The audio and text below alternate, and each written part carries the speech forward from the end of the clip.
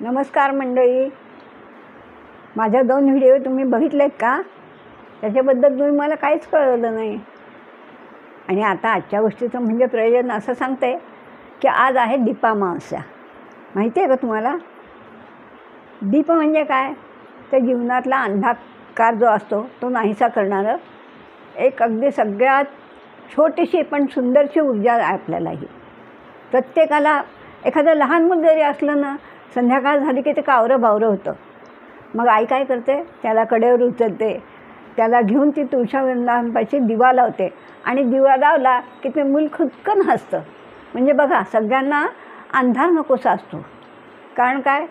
अंधारामुळे आपलं जीवन जे आहे ना ते आपल्याला नकोसं वाटतं. पण त्याच ठिकाणी जर का ज्ञान म्हणजेच दीप हा जर त्या ठिकाणी आला तर आपल्या सगळ्या गोष्टी सुलभ होत असतात. तर त्या अंधारामध्ये सुद्धा काय आपण कसं म्हणतो, बापरे किती इथे घाणे. म्हणजे काय? तो ज्ञानाचा दिवा झाला. त्या वस्तू आपण पटापट आवरतो म्हणजे काय? आपल्या बुद्धीचा जो ज्ञानदीप असतो तोच एक प्रकारे आपण लावत असतो की नाही. म्हणजे त्या दीपामधून आपल्याला चेतना मिळत असते, चैतन्य मिळत असतं. आणि परमेश्वराचं छोट्यात छोटं रूप म्हटलं तरी हा दिवा आहे. तो दिवा तेवत असताना आपल्याला एक प्रकारचा मनस्वी आनंद होत असतो. आणि ती म्हणजे काय? तर ती लक्ष्मीची कृपा असते आपल्यावरती, दीप म्हणजे सुद्धा. आणि म्हणून संध्याकाळ झाली की आपण दीप लावत असतो. आणि आपण जो आहे ना, तर आपण भारतीय लोक असं इतके प्रत्येकाचे ऋणी आहोत किंवा आपण ती कृतज्ञता काही ना कारणाने व्यक्त करत असतो. बघा, साधा आपण दरवाजाचं व्हरांडा असतो ना, तर तो ओलांडताना सुद्धा आपण त्याचं ऋणी असतो. कसं की तिथे आपण पुसून छान रांगोळी काढत असतो. कारण काय? ह्याच्यामध्ये प्रवेश करताना आपल्याला ज्ञानाचाच एक प्रकारचा अनुभव येत असतो आपल्या घरात येतानासुद्धा. तर आपण ते काय करतो, तो उंबाटा व्यवस्थित पुसून घेतो, त्याच्यावर रांगोळी घालतो. म्हणजे अशा प्रकारे दिव्याचे इतके तऱ्हेतऱ्हेचे प्रकार आहेत की बस अगदी. जी गोष्ट आपण आपल्याला समजत नाही, पण तीच आपली गोष्ट एखादी वाचनातून आली त्यांना आपण म्हणतो, पहा ज्ञानाचे दीप लागला. हल्लीच म्हणतात ना, मुलगी शिकली आणि काय मुलगी शिकली आणि प्रगती झाली. मग मुलगी झाली आणि प्रगती झाली याचं काय समीकरण लावलं आहे? तर एक मुलगी ही दोन्ही घरांचा कुळ उद्धारत असते. आणि ती बघा, तिचं त्या हल्ली बघतात ना आपण, किती तऱ्हेच्या मुलीसुद्धा हुशार झालेल्या आहेत. सगळ्या त्या आपल्या ज्ञानाचा उपयोग करतात. म्हणजे हा ज्ञानाचा दिवस झाला की नाही एक प्रकारचा. हा दीपच झाला नाही तुमचा जीवनाचा.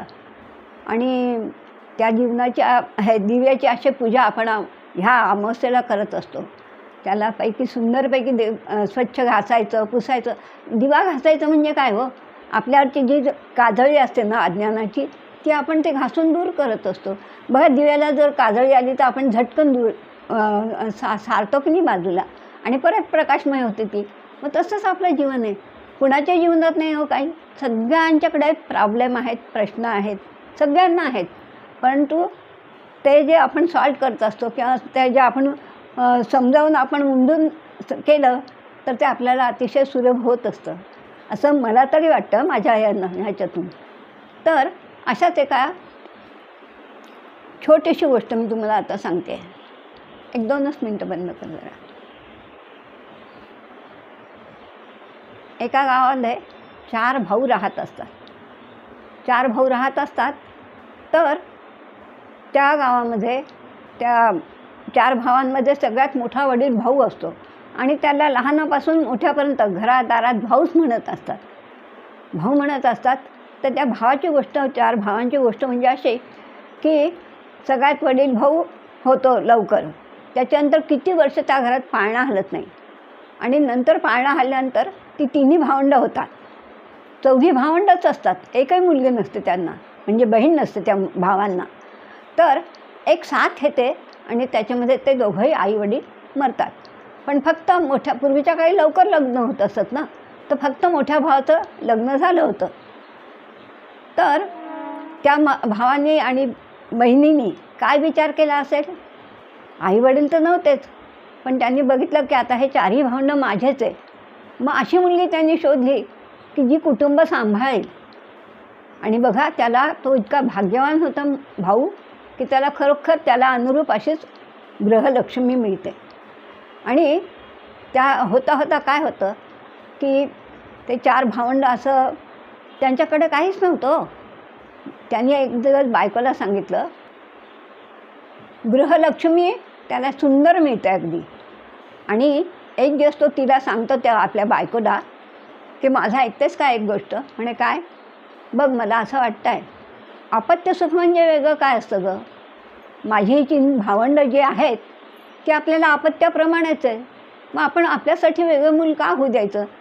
आपण जर लग्न म्हणजे आपल्यापासून जर अपत्य झालं तर कदाचित ह्यांच्यामध्ये दुरावा होऊ शकतो त्यांना सांभाळण्यामध्ये आपल्याकडून.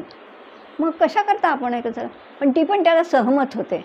ती म्हणते अगदी माझ्या मनातलं बोललात, ही माझीच मुलं आहेत अहो. आणि त्या मुलांनासुद्धा तिने आईसारखं प्रेम दिलं, आईसारखं खूप प्रेम दिलेलं आहे. आणि तो भाऊ त्यांना लहानचा मोठा करता करता तो स्वतः दुसऱ्याच्या शेतात सालदारकी करायचा. त्यांच्याकडे काही उत्पन्नाचं दुसरं साधन नव्हतं. पण ते केल्यानंतर त्याच्यातूनही त्यांनी 2 पैसे वगळून काय केलं माहिती आहे?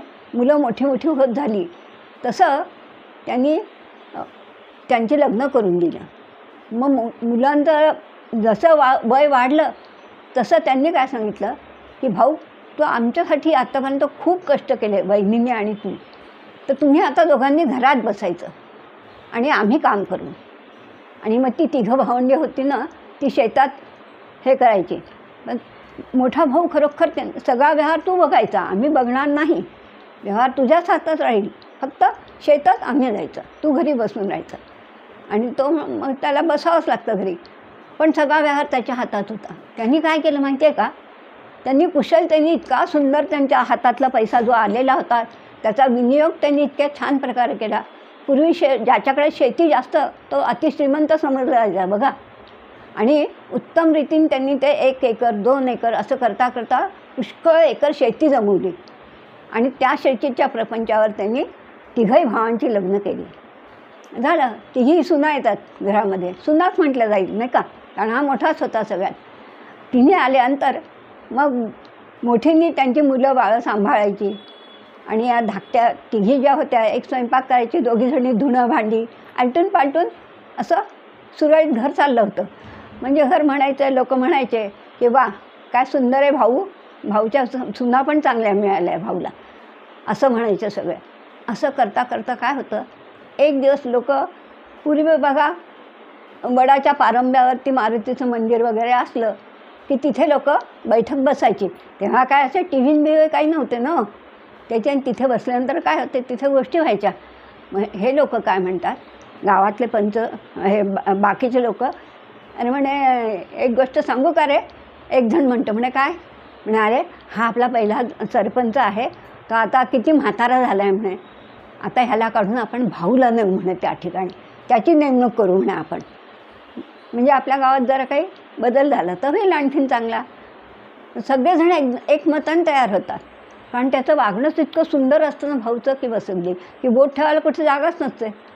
असं झाल्यानंतर मग काय होतं की सगळेजण एकमताने ठराव करतात आणि मग सगळीकडे म्हणतात बरं होईल ना म्हणे, आपला निवडणुकीचा खर्च सगळंच वाचून जाईल म्हणे. मग दुसऱ्या दिवशी ते काय करतात, सगळ्या गावात त्या हाताखालच्या त्या शिपायाला पाठवतात आणि सांगतात की या दिवशी नवीन सरपंच गादीवर बसेल त्या सरपंचाच्या. झालं. आता पूर्वीचा जो म्हातारा होता ना त्याला ते जहर लागलं, त्याला ते पटलं नाही. मग त्याला संताप आला मनामध्ये, मला कमी करता काय, बघतो म्हणे भाऊ कसा बसतो आणि कसा कारभार चालवतो, मीच बघतो म्हणे. त्याच्या मनात जळफळ होते खूप. आणि सगळ्या लोकांनी आग्रह केल्यामुळे शेवटी याला सरपंचपद स्वीकारावं लागतं. तो काय करतो, एक दिवस असा बसलेला असतो, वैशाखाचा वणवा आणि मागल्या दारी खाट टाकून लिंबाच्या झाडाखाली बसलेला असतो तो मोठा भाऊ. बघतो तर काय, बायका दारावरून जात असतात, पोरं बोटाशी धरून दुसऱ्या गावाला बाजाराला जात असतात. कोणाच्या पायात वाहणा आहेत, वाहणा म्हणजे चपला आहेत नाहीत, पोर कडेला, डोक्यावर टोपली, चालले आहेत बिचारे बाजाराला. असं करता करता त्याच्या मनात विचार आला, इतके वर्ष झाले आपल्या गावात साधं बाजार पण नाही म्हणे, मग आपण इथे बाजार का नाही भरवू. मग त्यांनी काय केलं, हाताखालच्या शिपायाला बोलवलं आणि त्याला सांगितलं, जा गावात दवंडी दे, अमक्या अमक्यावरी आपल्या इथल्या बाजार भरेल. असं म्हटल्यानंतर लोकांना खूप आनंद झाला. तर त्याला काही अवधी होता तर जुना सरपंच जो होता म्हातारा, त्याच्या मनात आलं हीच संधी आहे म्हणे आता आपल्याला ह्याला कमी म्हणजे काढून टाकण्याची. तो काय करतो, शेजारच्या दुकानात शेजारच्या गावात जातो आणि तिथे एक सुतार असतो. त्या सुताराला काय सांगतो की तू 2 बाहुल्या करून आण फक्त. म्हणे 2च फक्त.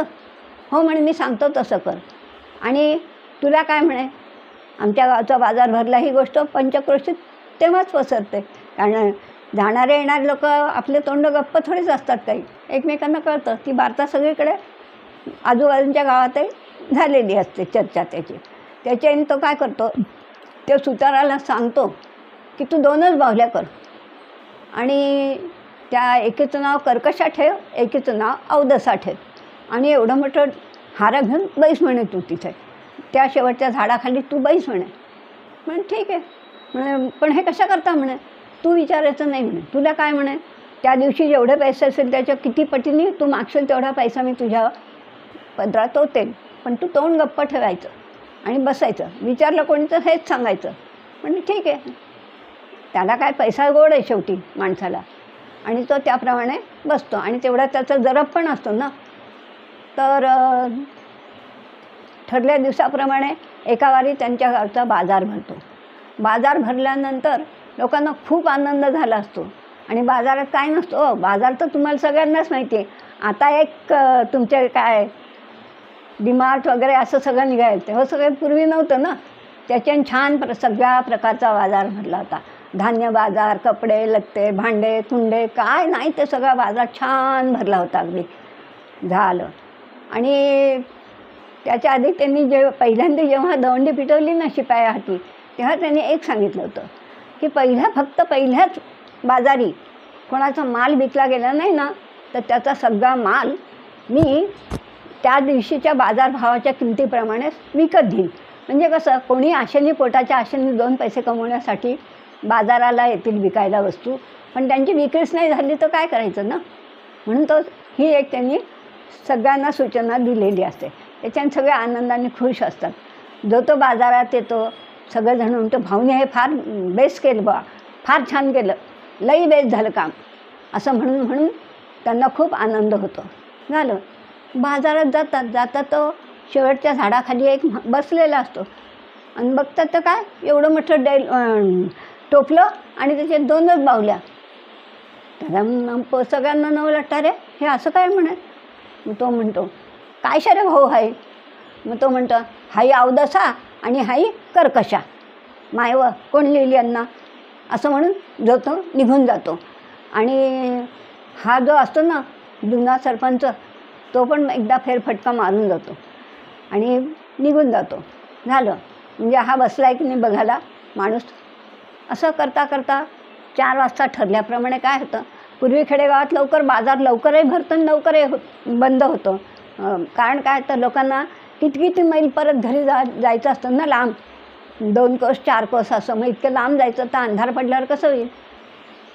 आणि ठरल्याप्रमाणे तो हाताखालच्या शिपायाला घेतो आणि बाजार फेरफटका मारायला निघतो. तर लोक काय म्हणतात, भाऊ खूप छान काम केलं रे तू, आमचे किती श्रम वाचले बाहेर जायचे. सगळ्यांना आनंद होतो. आया बाया सगळ्या जणी म्हणतात फार छान काम केलं बाबा. आणि असं म्हणता हा फेरफटका मारत बघतो तर शेवटी झाडाखाली जो माणूस बसलेला असतो तो म्हणतो काय रे भाऊ, तू का बरं चेहरा लटकवून बसला, असा एवढंसं चेहरा कामून झाला तुझा. झालं. तर काय करू म्हणे हे काय आहे म्हणे तुझ्याजवळ, एवढं सुरलं आहे का म्हणे विकायचं. नाही ना म्हणे, कोणी घेतलंच नाही ना माझं सामान काही. तर म्हणे हे काय आहे मग. नाही म्हणे हाई कर्कशा आहे, हाई अवदसा आहे, पण कोणी घेतच नाही म्हणे, कोणी घेतच नाही म्हणजे माझ्याकडून कोणी काही. बस म्हणे एवढंच ना. त्याची काय 5-10 रुपये त्या काळात काही 2 रुपये काय किंमत होती. ती भावनी त्याला दिली आणि ती आपल्या पिशवीमध्ये त्या बाहुल्या टाकून घेतल्या. झालं. मग बाकीचे बाजारातले लोक होते ना, त्यांचं लक्ष होतंच आणि जिज्ञासा होती प्रत्येकाला, उत्सुकता होती की आता या बाहुल्या कोण घेतं कर्कश आणि अवदसा म्हटल्यानंतर. तर असं म्हटल्यानंतर सगळ्यांच्या नजरा होत्याच त्याच्यावरती. झालं. त्या भाऊनी आपल्या पिशवीत टाकल्या आणि तो निघून गेला. तसा हळूहळू बाजारही उठला. झालं. बाजार उठल्यानंतर लोक आवरावर झाली आणि मारुतीच्या मंदिरावर जमा झाले पटापट. अरे बापरे म्हणे, एक दुसऱ्याला सांगता, अरे तुला माहिती आहे का आज काय झालं बाजारात? तो म्हणतं काय झालं आज? काही नाही, सगळ्यांचे बाजार व्यवस्थित चालले म्हणे. तसं नाही आहे म्हणे, तो जो आला होता ना म्हणे दुसऱ्या गावचा, त्यांनी कर्कश अवदसा म्हणे विकायला ठेवली होती. मग म्हणे कोणी घेतली रे ती? तिसरं म्हणतो, अरे तुला काय माहीत नाही का म्हणे, भाऊनी ती पिशवीमध्ये घातली म्हणे, स्वतःच्या त्याला पैसे दिलेले बघितले म्हणे मी डोळ्यांनी. अरे बापरे म्हणे.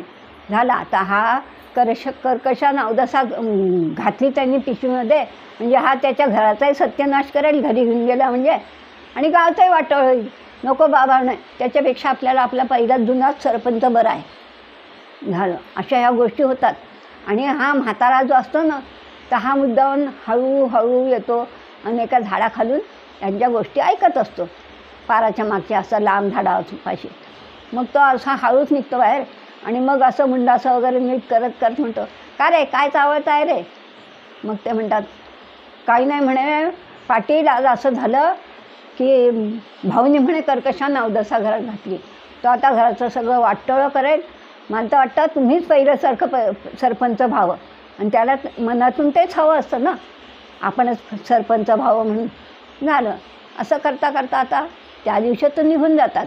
पण बघा, माणसाचा एक स्वभाव असतो की आपण ज्या दिवसभर माणूस बाहेर ज्या घडलेल्या गोष्टी असतो, तो सुखदुःखाच्या असो काही चांगल्या असो, त्या गोष्टी आपल्या बायकोला सांगत असतो रात्री, किंवा चांगल्या असल्या तरी घरातल्या मंडळींना सांगत असतो. त्याप्रमाणे ही गोष्टसुद्धा कर्णोपकरणी सगळ्याच्या घरामध्ये पसरते. आणि इकडे काय होतं, इकडे त्या ज्या कर्कशानं अवदसा असतात, तो हा घरामध्ये येतो, त्या बाहुल्या उचलतो आणि मावळच्यावर फेकून देतो. झालं. मावळच्यावर फेकल्यानंतर मग काय होतं की ही गोष्ट दुसऱ्या दिवशी सकाळी त्याच्या ज्या भावजया असतात ना, छोट्या धाकट्या दोन्ही, एक स्वयंपाक करत असतात, दोघी कपडे बिपडे घेऊन पाणवठ्यावर निघतात. पाणवठा एकच असतो गावाचा, त्याच्याने तिथे कपडे घायला जातात तर बघतात तर म्हणतात, काय पहा त्या दोघी येतात, पहा त्या दोघी येतात, त्या हळू आवाजात कुजबुजत असतात. मग ती धाकटी असते ना, ती म्हणते, ताई आज आपल्याकडे बघून ह्या बायका काहीतरी चावळतात आहे, म्हणजे काहीतरी बोलतात आहे आपल्याकडेच बघून एकसारख्या. तर जवळ येतात तसे ती म्हणते, काय चावळतात तुम्ही आम्हाला बघून? नाही हो बाई, तुम्हाला कशाला बघून चावळ? नाही, आमच्याकडे बघून तुम्ही काहीतरी गोष्टी करतात आहे, मला माहिती म्हणे. मग दुसरी म्हणते, हां जसं काही तुला माहितीच नाही म्हणे, असं दाखवते. म्हणजे झालं काय, तुम्ही सांगितलंच नाही तर मला कळेल काय म्हणे. तर म्हणे त्याचं असं आहे की तुझ्या जेठानी, मोठ्या दिल्याला जेठ म्हणतात, तर तुझ्या जेठानी म्हणे काय केलं आहे माहिती आहे का काल? म्हणे काय झालं? चांगला बाजार भरवला आहे म्हणे माझ्या जेठानी. नाही म्हणे, त्यांनी कर्कशानं अवदसा पण घातली आहे. म्हणजे सगळ्यात थोडकं सांगतात त्या, आणि म्हणतात त्या कर्कशा अवदसा तुमच्या घरात आल्या आहेत आता ते तुमच्या घरातही वाटोळं करतील आणि गावातही कळतील. त्यापेक्षा एक सांगू का म्हणे तुम्हाला, आम्ही सगळ्याजणी, म्हणे काय, तुमचा हिस्सा मागून घ्या शहाण्या असाल तर. अरे बापरे. त्यांना काय ते त्या दिवशीचं काम उमजत नाही. त्या पटापट कपडे पिळतात, घरी येतात तर तिसरी जी असते ना, मग हळूचकन तिला सांगतात, अगं म्हणे असं पाणवठ्यावर ऐकलं आम्ही, तर आपण असं करू, आपले वाटे हिस्से मागून घेऊ. असं म्हटल्यानंतर तिला प्रश्न, ठीक आहे म्हणे, पण मागायचं केव्हा म्हणे आपण, केव्हा मागायचं असं म्हटल्यानंतर त्या म्हणतात, थांब बरोबर आपण वेळ बघू. आणि असं करून ते तिघही जण येतात शेतावरून येतात, पाणी बिणी पितात. मग चहा बिया पिऊन झाला त्यांचा की मग त्या सांगतात की आपण की नाही आपल्या वाटे हिस्से मागून घेऊ म्हणे शेताचे, कारण आज असं झालं आहे म्हणे. त्यांनी सगळं ते अवदसांकर कशा घरात घातली आहे म्हणे, आपलं वाटं होईल तर कसं व्हायचं म्हणे, आपल्या पद्धती पोरं बारा आहे त्यांना काय आहे म्हणे, काही नाही काही नाही, आपले आपले हिस्से मागून घेऊ म्हणे. झालं. एक दिवस ढकलतात पुढे ती रात्र, तुम्ही सांगा बरं का तुमच्या भावाला की आमचे हिस्से दे म्हणून. झालं. दुसऱ्या दिवशी त्या तिघा भावांची जीभ काही रेटत नाही मोठ्या भावाला बोलायला की आमचं दे रे म्हणून. मग असा 1 दिवस जातो, 2 दिवस जातो, मग तिसऱ्या दिवशी त्या बायका काय म्हणतात, साधा उपाय म्हणे आपल्याला कसा सुचला नाही म्हणे, काय सांगा म्हणे की हे पहा हे तुम्ही तुमचे परत सांभाळा, नाही तर काही करा यांचं, आम्ही चाललो आमच्या माहेरला. आणि खेडेगावात चवचाव लवकर होते, पहा आमक्याची बायको पळून गेली, आमक्याची बायको टाकून गेली, आमकं आज झालं. म्हणजे खेडेगावात ही गोष्ट लवकर पसरते आणि ती मात्रा लागू पडते. आणि मग ते सांगतात की आम्ही चाललो जाऊ, नाही तर तिघी बायका आपल्या आपल्या नवऱ्यांना दम भरतात. मग मात्र ह्यांना प्रश्न पडतो, म्हणतो उद्याला आम्ही नक्की सांगतो. मग दुसऱ्या दिवशी शेतातून ते तिघही भाऊ लवकर येतात तर मोठा भाऊ दिंडी दरवाजापाशी बसलेला असतो, खाट टाकलेली असते तिथे. दिंडी दरवाजा म्हणजे भला मोठा दरवाजा तो असतो वाड्याला, त्याला दिंडी दरवाजा म्हणतात. त्याला आतमध्ये मोठं आडसर लावलेलं असतं असं. तर त्याच्या बाहेर त्याची खाट पडलेली असते आणि तिथे तो बसलेला असतो. तसे ते तिघही भाऊ काय करतात, तिघही जण शेतातून आल्यावर असे बसून राहतात भिंतीशी. मग हा म्हणतो, का रे का बरं बसले तुम्ही असे शांत. तो बाहेरून येतो आणि बघतो तर हे बसलेले दिसतात. बसलेले दिसल्यानंतर तो विचारते, का रे तुम्ही का बरं असे बसलेत. अरे म्हणे भाऊ आम्ही एक गोष्ट सांगायची आहे तुला. म्हणे काय नाही म्हणे, आम्हाला आमचा वाटे हिस्सा पाहिजे. जगातले कोणते असे भाऊ आहे की जे अगदी एकमेकांच्या याने अगदी एकत्र नांदतात ते. तर म्हणे आम्हाला आमचा वाटा हिस्सा पाहिजे. एवढंच आहे ना म्हणे, चला उठा भाकर तुकडा खा, सकाळी गावातले 5 पंच बोलून होऊन जाईल काम, कशाला त्याच्यात काय एवढी काळजी करायची म्हणे, उठा म्हणे. मग त्यांना समाधान वाटतं की या भाऊने आपल्याला शब्द दिला आहे म्हणजे तो करेल, एवढा विश्वास असतो. आणि मग जातात, जेवणं खावणं करतात, परत येऊन झोपतात. मोठा भाऊ असा मोठा दिंडी दरवाजाशी झोपला असतो आणि या तिघांच्या खाटा तिघांच्या अंथरुणं खाली पडले असतात असे. तर होतं काय, रात्री 12ची वेळ होते. रात्री 12 वाजेची वेळ झाल्यानंतर कर कर कर कर आवाज येतो. आवाज आल्यानंतर काय होतं की साक्षात लक्ष्मी अशा नखशिकांत सोन्याच्या दागिन्यांनी लदलेली अशी सुंदर मोहक मूर्ती घरातून लक्ष्मी दिंडी दरवाजा उघडून बाहेर जाते. मोठा भाऊ जागा असतो, तो जातो तर तो लक्ष देत नाही, जाऊ देतो. दुसऱ्यांदा काय होतं, कर्मदेव असतं, तो कर्मदेव पण घरातून निघून जातो. कर्मदेवही निघून जातो तरी हा बोलत नाही. तिसऱ्यांदा काय होतं, परत दरवाजा असतो आणि तो करकर दरवाजा असा वाजल्यानंतर तो भाऊ उठून बसतो अंथरुणातून. उठून बसल्या म्हणतो, कोण आहेस तू. तर म्हणे मी सत्यदेव. तू सत्यदेव आहेस म्हणे. अरे तुझ्या तर मी तंगड्या तोडून आत ठेवेल म्हणे, समजलास काय तू मला. म्हणे का असं केलं. आज तुझ्या मागण्यामुळे, तुझ्या अशा कृतीमुळे माहिती आहे का, माझ्या आज तिन्ही भाऊ मुलांसारखं प्रेम दिलेलं मला सोडून जातात आहे. मी असं काय केलं होतं. त्या ज्या निर्जीव बाहुल्या होत्या त्याच तर मी माळोच्यावर फेकल्या म्हणे. आणि जसा दृष्टिकोनाने तुम्ही बघाल तसं तुम्हाला जग दिसतं. आपण दुर्योधनाची गोष्ट तर माहितीच आहे आपल्याला, युधिष्ठिर दुर्योधनाची. तर असं असताना आज माझी पोटचे भाऊसारखी मी पोरांप्रमाणे ज्यांना प्रेम लावलं आहे ते माझे आज भाऊ माझ्यापासून दूर जातात आहे. तुझं तर तंगडंच मोडेल म्हणे, मी तुला घरातच राहावं लागेल. आणि मग सत्यदेव तिथेच थांबतो. बाहेर लक्ष्मी वाट बघत असते. ती म्हणते कर्मदेवाला, हे अजून भाऊ कसं, हे सत्यदेव कसे येत नाही म्हणे, पण चल म्हणे आपण बघूया. म्हणून तेही दोघं परत तिथे आलेले आहेत. मग भाऊ विचारतो की म्हणे तुम्ही का चाललायत पण. तर मग तेव्हा ते काय सांगतात ते ऐका. हां, तर जिथे शांतता कटकटी नाहीत अशा ठिकाणी लक्ष्मी स्थिर राहत असते, हो ना. त्यांच्या घरात हा कलहच झाला की नाही एक प्रकारचा, म्हणून तिथे लक्ष्मी ते घर सोडून जायचं निघून म्हणते. कर्माला विचारलं तर आतापर्यंत भाऊनी जे जे कर्म केलं ते सत्कर्म करत गेला. त्यांनी भावांचा पैसासुद्धा भावांकरताच लावला. त्यांनी स्वतःसाठी विनियोग केला नाही त्याचा, किंवा शेती कर अमकं कर, पण ते भावांच्या करताच केलं होतं ना. आणि आत्तासुद्धा बाजाराचं प्रयोजन काय होतं, तर बाहेरच्या सगळ्या प्रजाजन लोकांसाठीच होतं की नाही. त्याच्यात त्याचं काय हेतू होता, काही नव्हता. तर असं सत्कर्म तू करत होता म्हणून आम्ही इथे राहत होतो. आणि सत्यदेव म्हणतो की जिथे सत्कर्मांनी आचरण होतं त्या ठिकाणी मला राहायला आवडतं. सत्यदेव सांगतात सत्य आहे, जे खरं आहे तिथेच मला राहावंसं वाटतं. आणि तू जो शब्द दिला होता तोच तू पाळला आहेस म्हणून मला खूप आनंद झाला. पण तुमच्या भावांच्या गोष्टी ऐकल्या की ठीक आहे. तर रात्री जेव्हा ह्या गोष्टी झाल्या तेव्हा मोठ्या भावांनी सांगितलं असतं बायकोला. तिघं भाव जेव्हा झोपायला गेले त्याच्यानंतर त्याची बायको येते तेव्हा त्याच्या बायकोला त्यांनी काय सांगितलं असतं ते ऐका. तर त्यांनी काय सांगितलं असतं, अगं लक्ष्मी ऐकलंस का? म्हणे काय कारभारी?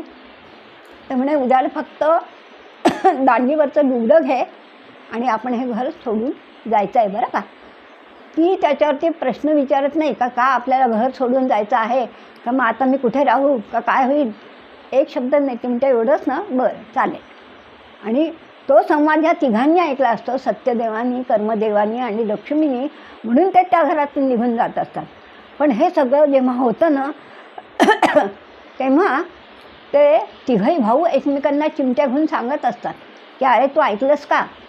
दुसरा म्हणतो तू पण ऐकलंस का? म्हणजे तिघही भाऊ या सगळ्या गोष्टी बघत असतात, ऐकत असतात, मोठ्या भावाशी त्यांचा झालेला संवाद ऐकत असतात आणि तिघांच्या डोळ्याला धारा लागलेल्या असतात. आणि मग अशा रीतीने त्या ठिकाणी सत्यदेव मोठा भाऊ सांगतो मी आज आहे उद्या नाही, पण माझ्या घरात तर तुम्हाला कायमचं राहावं लागेल. आणि मग राहाल ना म्हणे, मला वचन द्या. मग ते वचन घेतात त्याच्याकडून, तिघांकडून, मोठा भाऊ. आणि मग काय होतं की तो जो असतो ना तिघही भाऊ ते सकाळ फक्त उजाडण्याची वाट बघत असतात. सकाळ उजाडतात आणि आपण जसं म्हणतो ना कराग्रे वसते लक्ष्मी, त्या ठिकाणी ते मोठ्या भावाचे पाय धरतात आणि आपल्या डोळ्यातून अश्रूंचा अभिषेक करत असतात मोठ्या भावाच्या. की म्हणतात भाऊ आम्ही खूप चूक केली रे आयुष्यात, आम्ही असं करायला नको होतं, पण काय करणार, बायकांच्या पुढे आमचं काही चाललं नाही म्हणून. अरे मॅडम काय बिघडलं त्याच्यामध्ये? मग ही गोष्ट ते बायकांना सांगतात की आज काय काय झालं होतं, रात्रीतून काय घटना घडल्या होत्या. हीच गोष्ट परत उलट होते आणि ती पाणवठ्यावर पसरते. पाणवठ्यावर पसरल्यानंतर ती त्यांच्या नवऱ्यांना कळते. तिथून मग तो सगळ्या गावात परत ही गोष्ट उलट रीतीने सगळ्यांना कळत असते की काल भाऊकडे काय काय रात्री घडलेलं आहे ते. हे झाल्यानंतर मग त्या सावकाराला म्हाताऱ्याला भीती वाटत असते की आपलं नाव याच्यामध्ये येईल आता. कारण ही गोष्ट जर कळली दुसरीकडे तर तो जो माणूस होता सुतार तो सांगेल की मला पहिल्या सरपंचानेच हे करायला लावलं म्हणून. मग आपलं नाव आलं तर लोकांमध्ये आपली छितू होईल म्हणून त्याला खूप वाईट वाटत असतं. आणि 2-4 दिवसच तगमगमध्ये होते त्याची म्हाताऱ्याची. एक दिवस असाच संध्याकाळ झालेली असते आणि बाहेरून आलेला असतो हा मोठा भाऊ आणि खाटेवर बसलेला असतो. खाटेवर बसलेला असल्यानंतर मग काय होतं, तो म्हातारा येतो आणि तो म्हातारा येतो ना रडायला लागतो आणि एकदम भाऊचे पाय धरतो. तर हा भाऊ विचारायचा तंत्रीच असतो की असं का झालं असेल म्हणून, असं विचारत होतो तो. तर तो तेवढ्यात तो म्हातारा पाडतो. तो बघतो एकदम, अरे अरे काका तुम्ही माझ्या का पाया पडतात? मग उभं करतो. मग म्हणतो तुम्हाला रागवणार नाही ना माझ्यावर? म्हणे कशा करतात, तुम्ही काय केलं आहे? अरे नाही म्हणे, त्याच्या कर्कशा नावदसा होता आणि त्या बावल्या होत्या रे. तर म्हणे मीच त्याला घेऊन बसायला सांगितलं विकायला. कारण काय की माझ्या मनात आलं की तुला काढून टाकावं या पदावरून, मीच बसावं. हा तरी की एवढंच होतं ना, मला आधीच सांगायचं होतं म्हणे. आणि तुम्हाला काय वाटलं हो म्हणे, तुम्हाला काय वाटलं? अहो साधा घराचा कारभार म्हणे एका माणसाला करता येत नाही. बायको स्वयंपाक करते, एक जण धुणं धुते, एक जण बाहेरचं वस्तू घरात आणतात, सगळे मिळून संसार असतो. गाडा जरी एक जण ओढत असला तरी त्याच्या प्रत्यक्ष हाताखाली सगळेजणं लागत असतात. भाजी आणली तरी ती चिरून करायची, हे करायची, गृहिणीचंच काम आहे ना. तर असं असताना तुम्हाला असं कसं वाटलं? अहो हे तुमचे केस उगीच पांढरे झाले आहेत का? तुमचा अनुभव मला पाठीशी घेऊन तुमच्या जीवावर मी उड्या मारत होतो. आणि जिथे एक घर माणूस एकटा चालवू शकत नाही, हा तर गावचा प्रपंच होता म्हणे. मी तुम्हाला डावलून कसं चालेल असं तुमच्या मनात तरी कसं आलं? अहो तुम्हीच तर मला आदर्श गुरु आहेत म्हणे, असं म्हणून तो त्यांना मिठी मारतो आणि म्हाताऱ्याच्या डोळ्यातून खूप आसू यायला लागतात. तो त्याचे फाट थापटतो आणि अशा रीतीने ज्ञान जिथे मिळालेलं आहे त्या ठिकाणी जिथे प्रकाश होतो, सगळं गाव, सबंध गाव जे असतं ते सुशिक्षित होतं आणि स्वच्छ आणि सुंदर होतं. त्या गावाला पहिलं पारितोषिक मिळतं. अशा रीतीने त्या गावामध्ये ज्ञानाचा प्रकाश झाला. तुम्हाला आवडली असेल गोष्ट तर मला कळवा बरं.